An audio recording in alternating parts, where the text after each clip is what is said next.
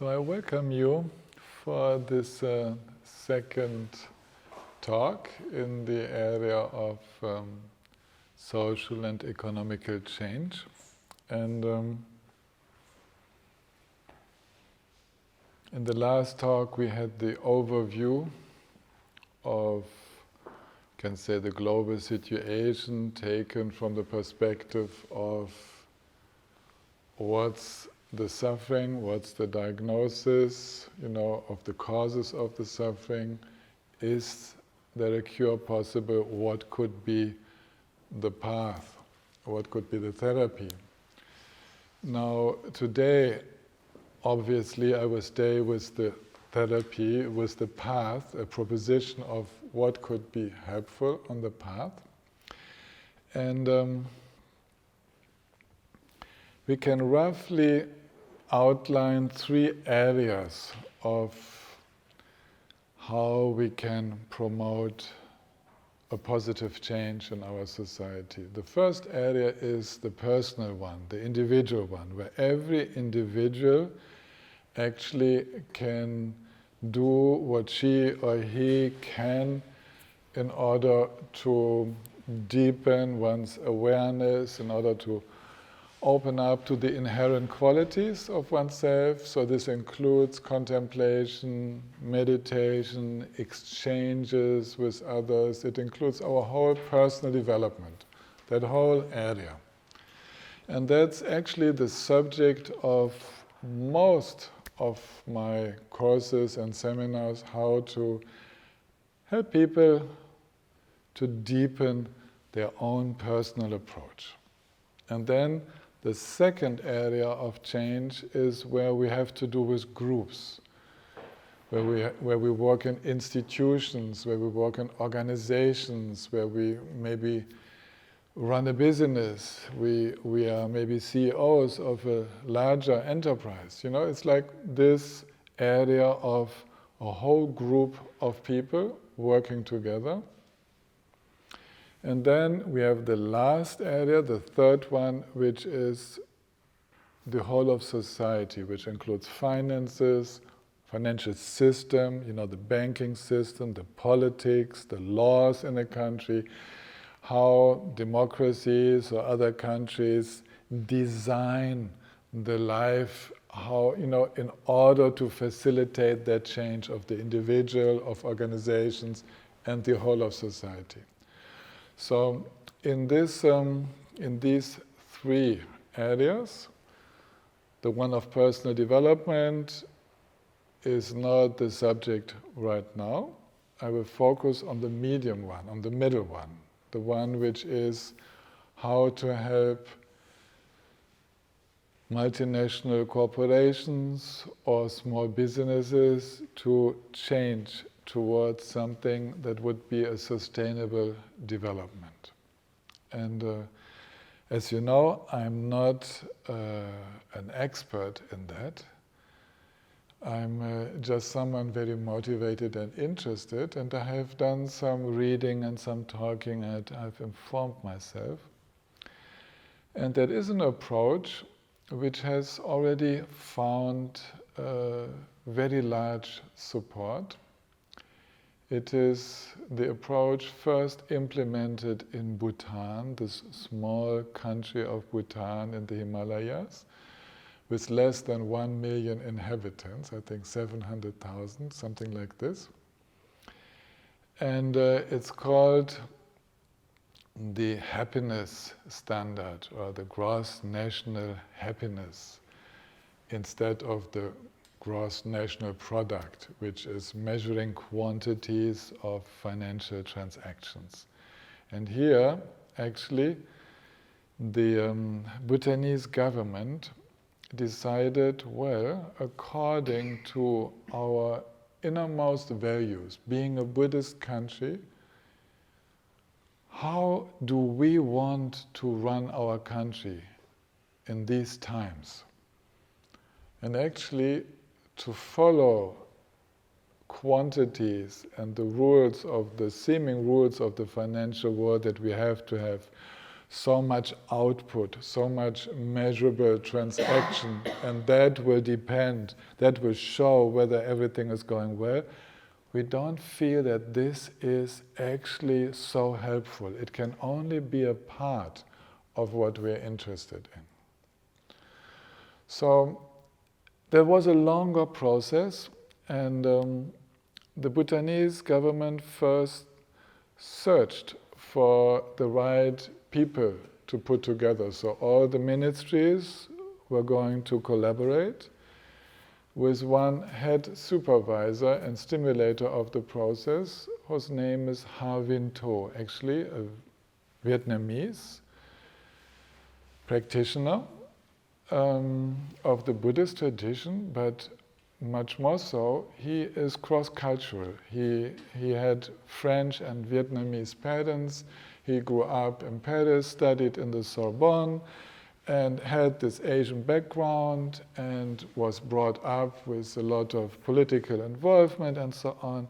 And actually, when he was called to become the director of the GNH, the Gross National Happiness Project in Bhutan, at that time he was director of the educational side of the Red Cross for the whole planet. So he was actually the one in charge of training people to go to various hotspots, wars and so on, areas of famine in 80 countries of the world. And he was at that time in charge of all the ongoing training. And it pleased to him to have that challenge of coming to a country who wanted to avoid the causes of such hunger, of such scarcity of water, wanting to prepare a situation which would be sustainable right from the beginning, because Bhutan was not yet in difficulty, right?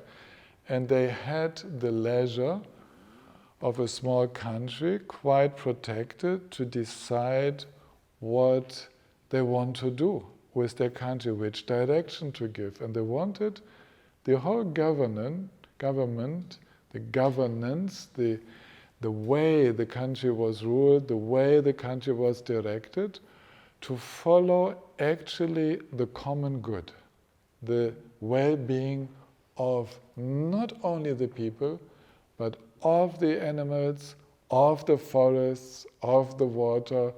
They wanted a way of dealing with economy that would actually serve everyone in the country, and far more than that, over the borders of the country, serve everyone in the world.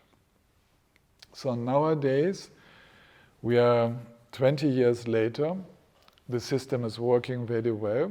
It has also been implemented by great companies, Bhutanese companies for sure, because they're all working with that. But big Vietnamese companies have implemented it. And recently, the Swiss canton of Waadt, which is the region of Lausanne, not Geneva, but all the rest of the Lac Léman up into the valley of the Rhône, they have adopted also as their rule, as their criteria for taking decisions, for making all the laws, they have adopted this principle of happiness as their happiness, the common good. I will detail what it means, as the guiding principle. And the government of Wales has adopted that. There is other initiatives, like for example also European enterprises wanting to work with this. I know about one in Geneva. I know the Geneva Management School, Business School is implementing that. We have a university in Germany, in Osnabrück, which is teaching that. It's becoming more and more something that is known to work. And right now, Ha Vinh Tho cannot be with us because he's actually so much in demand for more big companies who want to implement that, and he implemented this happiness standard also in education in Vietnam, and they had 10 pilot projects, and now they're expanding to make this the main principle of education in Vietnam, which is an incredible progress. And we're talking about a communist country, right? We are talking about a Vietnam that is not like following our Western values, and it's not following Buddhist values, it's following actually the idea of the common good. And it's very interesting for us, because we usually think we are so avant-garde, but we are not in all areas. And so let me now give you an idea of what is behind. Well, from the perspective of how a human being functions, we can say that the wish to be happy is a fundamental drive. Yeah? The search for happiness is fundamental to all beings, even to animals. You know, the way you sit now is the way you feel most comfortable now. And you will change the posture immediately, even without thinking about it, when it becomes uncomfortable and you think you can be happier in a different position. You will choose your food with the inner principle of what seems to be most agreeable, what seems to be most healthy, what seems to be most tasty. Always that is the search for happiness, the wish to be in balance, to be happy. This is the promise of happiness is what makes us choose our partners.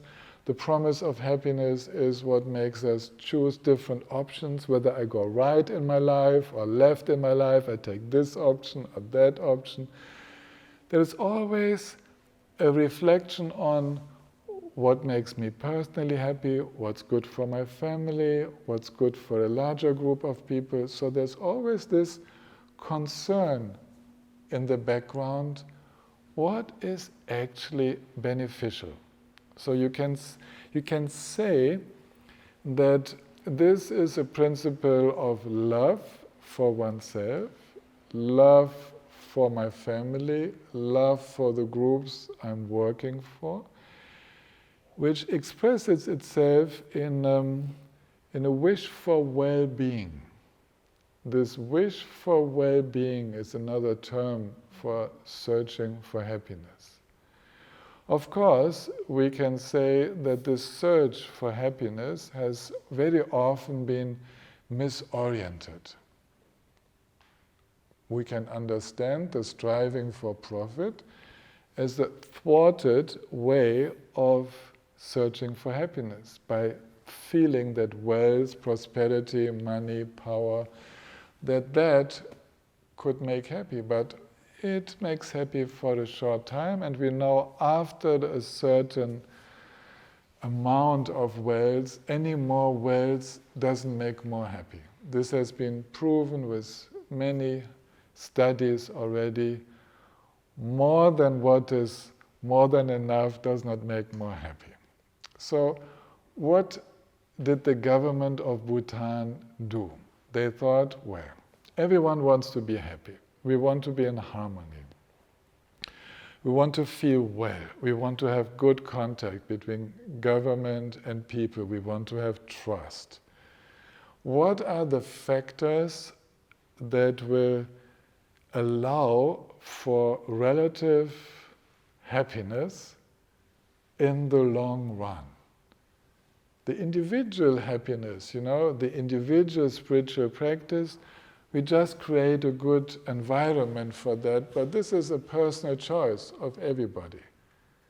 But as a government, we are in the third area, we want to create good conditions for groups to develop, for business to develop, for education to develop. What are the principles that will ensure us that things are going in the right direction.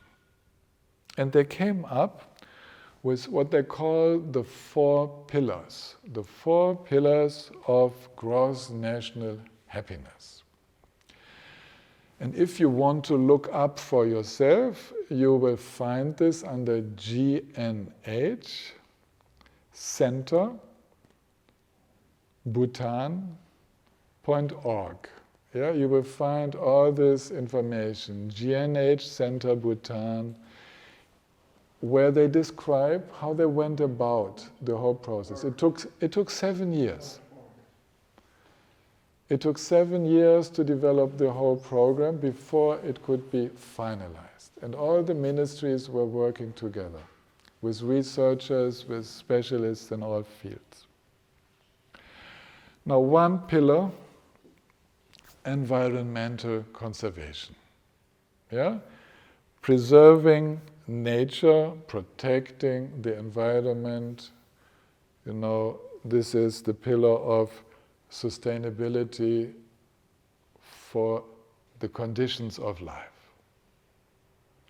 Then the next pillar of the house, yes, is sustainable socio-economic development.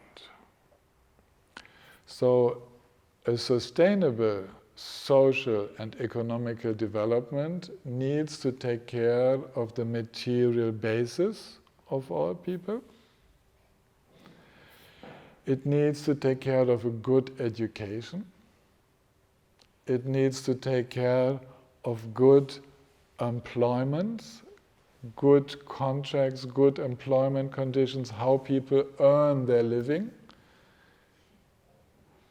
And that together will be the second pillar, yeah, of that approach to a happiness for all. That's the idea. Now, all of that needs, of course, the third pillar of what they call good governance.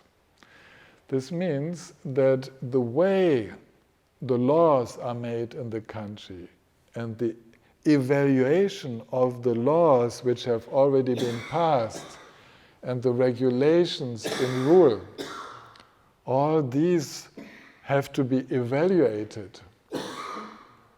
There has to be a feedback process. Otherwise, there cannot be good governance. You cannot be governing well if you are not in contact. So good governance means that there is an interest to know what's really happening and a feedback coming with a good basis to take further decisions, with clear parameters on what are the important points to look for when we take such decisions. So we have 3 pillars already, enough to carry a roof, but a 4th pillar will be very important, and this is the Bhutanese way of seeing things. The 4th pillar is the preservation and promotion of culture. Because they thought, well, environment, nature, good work, good governments, yeah, all of that is very fine, but what gives further meaning to life? And they gave this the name of culture. This is where actually you find the meaning of what a society lives for. You find tradition there. You find what gives roots to children. You find the embodiment in your own literature, in music, in theater, in everything that is part of culture. Of course, a developing culture, but it is something which gives inspiration and gives roots, from where actually the impulses come for improvement in the other areas. It's cultural development, what we are talking about, that will actually promote also in our countries the change. This is where, when we look back on the revolutions and reforms we had, all of this is cultural, spiritual.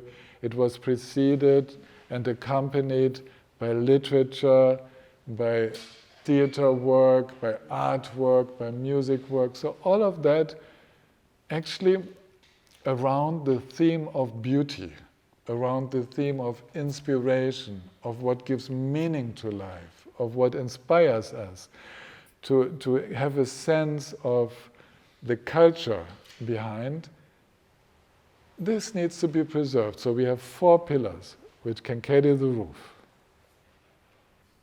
So we are talking about these 4 pillars of gross national happiness, which means assuring the happiness of a whole big population.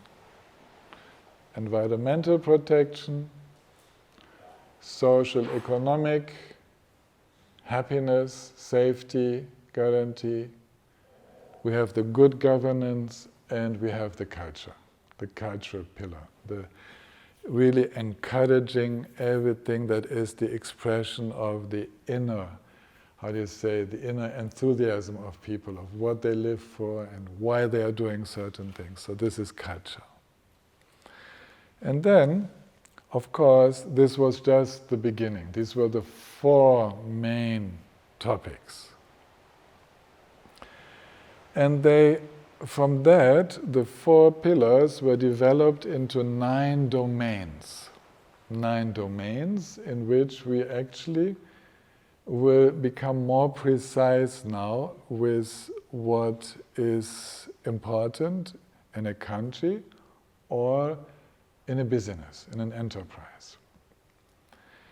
And by the way, the Bhutanese government does not want a copyright on this G&H. It's freely available to everybody, and it can be adapted to everyone wanting to use it. Every group of people wanting to adapt it to their own local situation, business situation, national situation, they will find out whether they want to work with the same pillars, name them a little bit differently, the 9 domains, maybe formulating, defining them a little bit differently, adding some, taking some off, So this is free. It's a proposition. It's something which works for some great enterprises, and for others it might have to be adopted. Especially when later on we go into the evaluation process, what actually we watch out for, because each of the 9 domains is again subdivided into areas where one sees whether there is progress or not, which each area receives an evaluation. So we then come to something like 22, and these are further subdivided according to the needs of the organization. So every organization can actually adapt that to itself and benefit from the work which others have already done.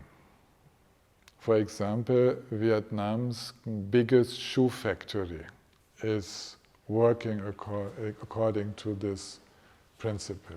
Very large, BTs it's called, very large multinational company. So let me go through these 9 domains, which make the whole thing a little bit more detailed.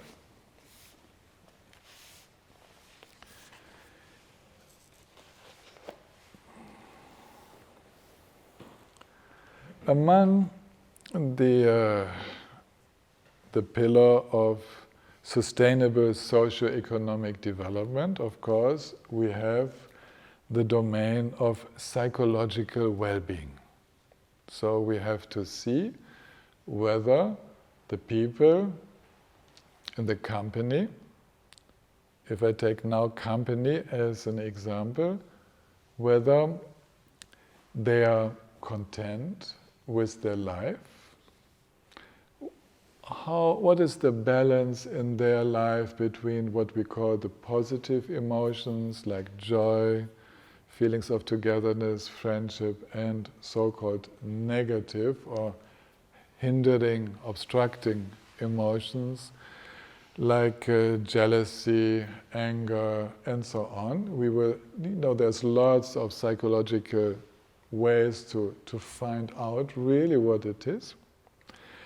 And also, the Bhutanese included spirituality. This means for us, what gives meaning to life? This is very important for psychological well-being. We have a lot of studies which relate the capacity of resilience, the capacity of being able to go through challenges, through challenging situations, the capacity to integrate new information in times of stress. We call that resilience. How much a person can actually stand stress and make good use of it. And this is very much linked to having a clear orientation in life, having a meaning in life. Those who have a clear meaning, a purpose in life, are much more resilient than those who are floating and don't really know what life is about for them. So these are the 4 indicators of psychological well-being. And then, of course, we have the domain of health. Health means our general health, the state of our health. So in a company, we will see how people are developing. Are they getting more and more ill? Are they absent from work more and more often because of illness? So we will have to evaluate that.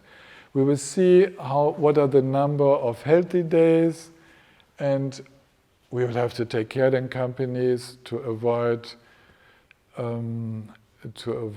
you can say, handicaps, accidents at work, and so on. And of course, we will have to look for psychological health. Psychological health means the inner emotional well-being. So the first area is more from the person's own judgment, and the other area, the area of health, can be actually judged also from the outside. Contact with doctors in company and so on. Just really there's an evaluation from both sides. And then, very interestingly, there is the domain of how time is used.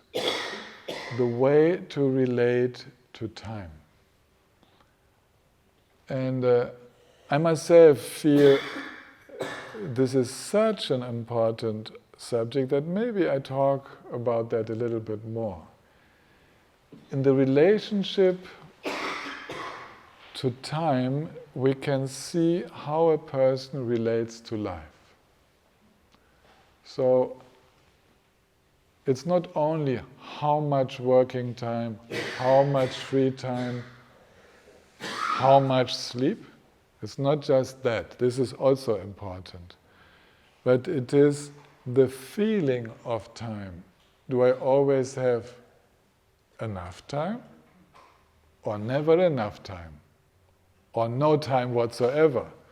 Where is the level of stress? How is my time management? How does, in a company, my working post allow me to manage the time? What is the time management in terms of fluidity? Can I change sometimes those where others don't depend on me when I come to work, when I leave work? How is that dealt with? Yeah, the flexibility of usage of time. So all of that is part of the third domain, which is how we use time. And then there is the domain of education. Very important. And here we talk as a country, we would talk about the possibilities to learn that which I want to learn. How much is that offered? Is that available to everybody? So normal schooling, further schooling, the capacity to touch into the resources of what I want to learn. Then comes the area of professional training. And within a company, this would be also continued training while you're already working for the company. What does the company offer in terms of going further, of developing your talents further? So, continuation of the learning process with inspiration as a possibility, not as a must, for those who like to do it. It's like definitely responsible for happiness. When the doors are closed, when the work does not allow me to go for any training, when it's not even a thought of my company to allow me to go somewhere and to further my training, then I will not feel so happy. I will not be very stable there. I might think of leaving. I might think of going somewhere else. I might even want to earn less in order to have more time to learn and to follow that very normal desire to understand myself and the world a little bit better. So this is about knowledge, availability of knowledge, access to knowledge. But education is not only training and knowledge, it's a communication of values. Yeah. So here, values,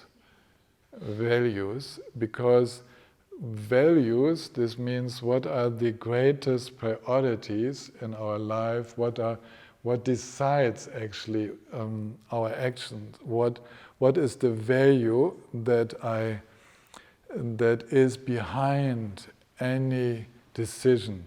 Do I pay a little bit more? Do I spend a little bit more time on something because of a certain quality which I value highly? For example, sustainability. Sustainable products need often a little bit more attention, a more careful selection of deliverers and so on. Then, yes, I take that decision to go in that direction because of a value. And these values, they need to be communicated. This is part of education. It has always been part of it, and it's necessary to do that. Otherwise, we are not sustainable. If the younger generations are not exposed to the values, if they don't learn about it, if they don't see examples of how it works, they will have it more difficult to follow in the footsteps of this common good, happiness for all approach, this sustainable happiness approach. And then the next one is cultural diversity and identity. So here again, the area of culture, this involves handicrafts, the way things are produced. We have lots of museums, but many of our handcrafts are dying out. It's very difficult to find a forger, someone who knows how to work metal. It's become difficult now to find someone who repairs shoes. It's difficult to find people who have the good old manual skills, So preservation and encouragement of that which makes this basis of our culture, as well as, in farming and so on, it all included. And then how much do the people in my company, in our company, participate in the cultural life? So actually, a company under the G&H project would make space that the employees, that they have time to participate in cultural activities. So, to give an example, they would make time for someone wanting to help in the local fire brigade, you know? Like in the Black Forest where I live, we still don't have a professional fire brigade. We have lots of locals who are taking care of that. And it's part of the culture, unfortunately so. And there's many other cultural activities where you would say, well, sometimes they take some time of the working time. It's not always possible to squeeze them into the evening or into the weekend. They do need our attention, and if a company works for the benefit of all, it will see that this networking with the local communities, for example, benevolent taking care of the aged people, the elder, the seniors of our society. The seniors cannot wait until it is weekend. They need to be taken care during the week as well. And you could free some hours for that. So there's lots of ideas. A company can actually be thinking in terms of the common good and not only take care of its own little functioning, but be functioning a little bit wider. And the benefits will be enormous because the integration, like you will know here from working with your employees, the integration into the society around is completely different. Of course, then also it is important to help everyone to speak their own language. So the mother tongue should always be supported. In Bhutan, to speak Bhutanese. Here on Mallorca, not only to speak English, but to speak Spanish, right? Mallorquino.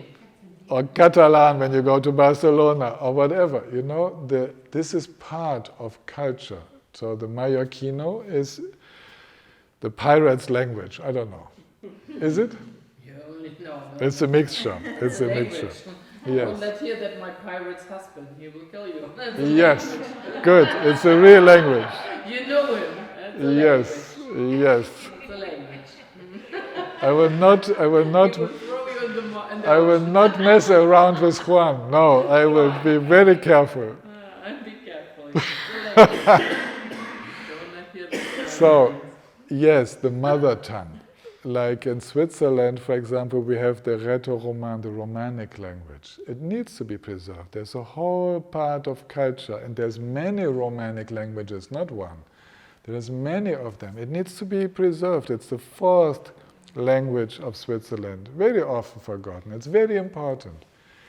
In every language there is culture, there is literature, there's arts, there's connected to that, there's ways of constructing houses and so on. So all of that needs our attention. And a company, just as a nation, can be part of that. And then the sixth domain is to have a living community. And this community vitality is actually within the company. How vital is the company in cross exchanges?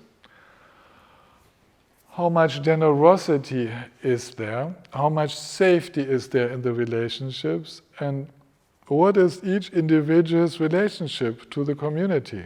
And how does the community, the company, relate to the family? You know, in old times, a company, and maybe in modern times as well, would consider behind every employee there is a family. And we need to include that. So how about allowing for a place in bigger companies where children are taken care of, if needed, where it's possible to eat together, whatever. Ideas can be in abundance, but that is a thinking of that possibility. It could be part of a company. And when a company reaches 1,000, 5,000 employees, there are lots of possibilities what can be offered as part of that. So it becomes more integrative. And now we come to the good governance, the quality of the structures of governance. So we have to see how much are the people in the company or in the country, how much are they actually involved in decision procedures? Are they only asked once every 4 years? Or is it possible that they are involved more often? What are the possible feedback procedures? Where can you go if you want to complain? Yeah, so participation of everybody in as much as that can be encouraged, and then what are the services being offered to them? What are the services offered by the company for the employees or by the country for the population? Like in the sector of health, in the sector of communication, of transport, of, all of that. There's so much possible. You can have a participatory attitude for developing those ideas, and then maybe come up with a free eco ticket for the whole area, that it is part of the company's project to have not only a bicycle for everyone who wants, but a free ticket for example, the whole island, yeah, or the whole canton in Switzerland, or the whole Bundesland in Germany. This exists, and it could be part of it immediately to open up a very different attitude. And then in the governance, there is, of course, how do the decision makers work together? How are decisions being taken? How are they being negotiated? What are the structures to question those decisions? What are the possibilities to correct decisions after they have been taken? If we find that they are not working so well, who has an influence? Who has a say? Who can speak up and who is being listened to? What are the councils in which that is being negotiated? And then, of course, what we call the basic rights. What right do I have? Yeah? What right do I have in participation? What right do I have for vacation? What right do I have in case of illness? What rights do I have? This is like the basic rights and the basic human rights, of course, to be respected. And then, as the eighth domain, we have the ecological diversity and protection. So here, every decision of the company will be evaluated according to how it affects animals, how it affects the plants, the water. What are the consequences of urbanization, for example, of drawing people in to always live in greater agglomerations? How can that be avoided? What are our products doing to the environment? How can they be made environment compatible? And so all these ecological questions, they form a big part of the decision making on what kind of production lines are being set up, what kind of products are being bought, how they are processed, how they are sold and being recycled, so actually that we come to this kind of circular economy. You're probably very much aware of what that means, is that there is the idea of no waste. Yeah? This is circular economy, means you try to produce in such a way that every element can be recycled or can be recycled by nature. And then, last but not least, is the living standard. Now, the living standard is my income. The living standard is my wealth, and it's the way I live.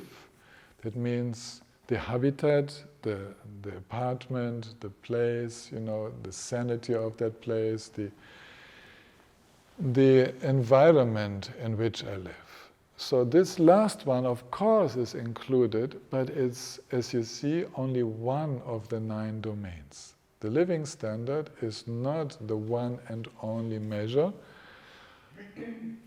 And we understand that what we could call now a living standard is actually including all of what was mentioned before. You see, they have made such a nice examination of what all is needed to make people happy and happy to contribute, happy to participate, meaningful work, meaningful education, all of that together, thinking of their families, thinking of their children. All of that together is life quality. So we are talking about business, companies, or local governments or national governments having that global perspective of what a human being is within nature. Yeah. And this can be elaborated on a lot, and this whole book by Harvin To, actually, which is available in German, French, and English. This is called the Glückstandard, the happiness standard. I don't exactly know the title in French and English, but there he outlines with many examples what is meant by these 9 domains and how they could be implemented. And then there is a call to everybody to see how I want to do it. In my life, in my place of responsibility, in the group that I am living in, and for example, ourselves in Ekayana, we want to implement that. We are already doing it. We didn't know about it before, about this project, but it's quite natural to think in that way. But to see how others are doing it actually is a nice mirror to find out what I haven't thought of yet. Yeah? And we are just a very small company with 10 employees, and we are very small salaries because we are mostly working free of charge. But it's like we can influence others to follow the model. So even a small company following this, developing this, and making it work, and having a joy in doing that, can inspire others. It's this snowball principle. Huh? One starts and the other one follows, and the momentum grows. And that's exactly what's happening now. The momentum is growing enormously, so that Harvin To, the author of this book, does not know anymore how to spend his time, because he is solicited so much so all over the world that it has, he has of course many collaborators, and together we can say we can actually shoulder the task. So this would be my presentation for today, the introduction to the 9 domains and the 33 indicators, all under the roof of the 4 pillars. Yes? And enough topic for discussion, I guess. So, thank you very much for listening.